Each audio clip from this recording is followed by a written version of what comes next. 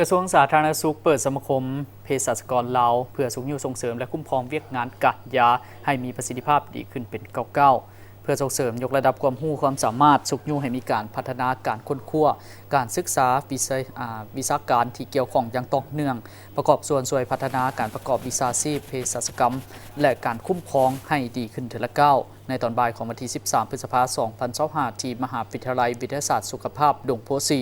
ได้มีพิธีเปิดสมาคมเภสัชกรลาวอย่างเป็นทางการเป็นเกียรติเข้าร่วมของศาสตราจารย์ดร.บุญแฝงภูมิไลสิทธิ์รัฐมนตรีกระทรวงสาธารณสุขพร้อมด้วยภาคส่วนที่เกี่ยวข้อง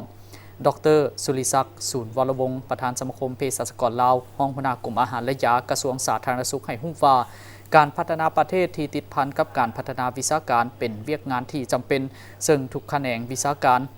ได้ค้นคว้าลงเลิกตามแขนงไผ่ลาวเฉพาะวิชาการการยาหรือเภสัชกรผ่านมายังขาดการเอาใจใส่ในการพัฒนาการนำใช้วิธีการ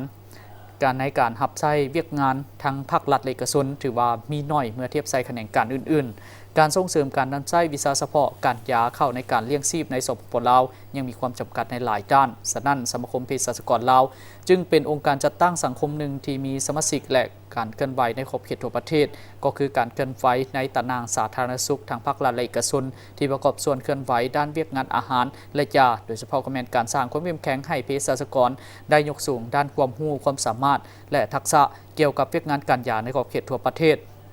สมาคมนี้มีบทบาทในการคุ้มครองด้านการยา